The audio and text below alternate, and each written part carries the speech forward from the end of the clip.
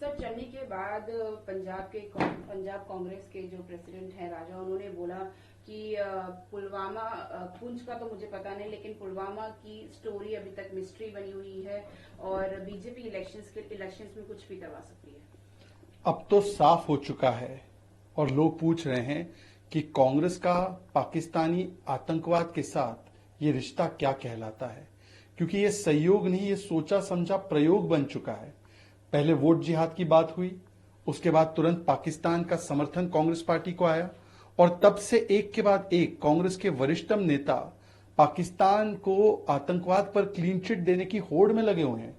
कोई 26/11 पर विजय वड़त्तीवार जैसे क्लीन चिट देता है, शशि थरूर उसको एंडोर्स करते हैं, फिर चन्नी जी आकर स्टंटबाजी कहकर पूंछ पर क्लीन चिट दे देते हैं और अब राजा वाडिंग जो है वो पुलवामा पर क्लीन चिट दे रहे हैं। और ये पहली बार नहीं है, रणदीप सुरजेवाला से लेकर अधीर रंजन चौधरी ने भी यही किया है। तो इसका मतलब साफ है कि मोदी विरोध में उतरते उतरते आज कांग्रेस पार्टी पाकिस्तान और पाकिस्तान के आतंकवाद के साथ खड़ी हो चुकी है और उन्हीं की जुबान में बोल रही है ताकि उन्हें अंतर्राष्ट्रीय मंच पर आतंकवाद पर क्लीन चिट मिले। मुझे लगता है कि आज सवाल ये पूछा जाएगा कि क्या कांग्रेस का हाथ पाकिस्तानी जिहादियों के साथ।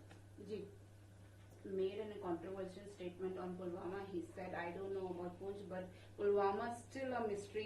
The story is still unsaid, and we know that BJP can do anything for elections." Now it is clear ये रिश्ता क्या कहलाता है between Pakistan and Congress party. First, there is an appeal for vote jihad. Then Pakistan declares its open samarthan for Congress party. And after that, Congress leaders, one after the other, are giving clean chits to Pakistan. Whether it is on 26/11 by Vijay Vadattiyar and Shashi Tharoor, then the clean chit on Poonch given by Channi ji, who says stuntbazi, and now on Pulwama, the clean chit is given by Raja Wading, who is the chief of Punjab Congress. And this shows that this is not a sahyog, it is a socha samjha prayog. कि मोदी विरोध में उतरते उतरते इन मोदी विरोध, they will now stand with Pakistani आतंकवाद. Will this not give a handle to Pakistan on international forums to cry victim and to say that, look, we are not responsible for all these terrorist activities? So why do vote bank की राजनीति over issues of राष्ट्रनीति? But Congress party का हाथ is now firmly with Pakistani आतंकवादियों के साथ. So Sam Pitroda made a shocking statement. He said, Indian people in East look like Chinese, people in the West look like Arabs, people in the North may be white, and people in the South look like Africa. Uncle Sam जो है वो राहुल गांधी के गुरु हैं और आमूमन uncle Sam की बात राहुल गांधी के ही शब्द होते हैं, राहुल गांधी के ही सोच की बातें होती है।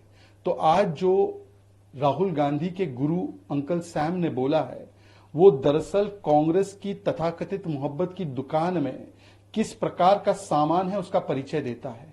मतलब भारतीयों को चीनी बोल देना, ये किसके ऊपर नस्ल भेदी टिप्पणी की जा रही है। भारतीयों को अफ्रीकन बोल देना, भारतीयों को और किसी नस्ल के साथ उसकी तुलना करते हुए भारतीयों का अपमान करना, जो भारत की विभिन्नता डाइवर्सिटी है उसका मखौल उड़ाना, ये बयान सैम पित्रोदा का पहला ऐसा बयान नहीं है। सिख नरसंहार पर उन्होंने कहा था हुआ तो हुआ, जब पुलवामा का हमला हुआ तो उन्होंने कहा पाकिस्तान को काहे दोष देना है, 10-12 लोगों ने ही तो किया था। सर्जिकल स्ट्राइक पर भी उन्होंने सवाल खड़े किए और सबूत मांगे और किसी पर भी कांग्रेस ने आज तक उनके ऊपर कार्रवाई नहीं की है। और हाल ही में उन्होंने कांग्रेस पार्टी की जो विरासत कर की योजना है उसके बारे में भी बताया, उसके बाद भी कांग्रेस पार्टी ने उन पर कार्रवाई नहीं की और ये ओवरसीज कांग्रेस के अध्यक्ष है। सोचे कि भारत की डाइवर्सिटी और भारत की विभिन्नता पर इस प्रकार की आपत्तिजनक और नस्लभेदी टिप्पणी करने वाले व्यक्ति राहुल गांधी के गुरु है, तो राहुल गांधी इन बयानों से एसोसिएट करते हैं, इसीलिए वो सैम पित्रोदा पर कभी कार्रवाई नहीं करते। अन्यथा सैम पित्रोदा को पार्टी से तुरंत बर्खास्त करते हुए इस पर कांग्रेस पार्टी अपना स्टैंड बताए। और आज एक बात और भी स्पष्ट है कि कांग्रेस डिवाइड एंड रूल की इस प्रकार की राजनीति पर उतर आई है, कभी जाति पर, कभी भाषा पर, कभी धर्म पर, और अब तो भारत बनाम भारत, भारतीय बनाम भारतीय, इस प्रकार की बातें भी करने लगी है। Sam Pitroda made a racist comment. He said Indian people in East look like Chinese, people in the West look like Arabs, people in North may be white, and people in South look like Africa. This is a shocking, despicable and disgusting comment made by Uncle Sam, who's the guru of Rahul Gandhi. He's mentor of Rahul Gandhi. And Rahul Gandhi, whenever he goes foreign trips, he is with Sam.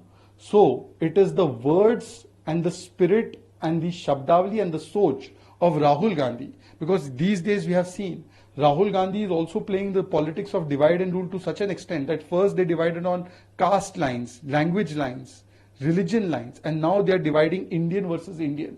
And to make comments like Indians are like Chinese, isn't this a racist comment? Isn't this insulting? Indians are looking like Africans. Isn't it a comment on entire South people and a very apattijanak and insulting comment? To say these kinds of comments, it shows that Congress ki mohabbat ki dukaan actually has nafrat ka saman, racism ka saman, and unless Congress gives complete explanation and sacks Sam Pitroda, this should be taken as the statement of Congress because he's an office bearer of Congress.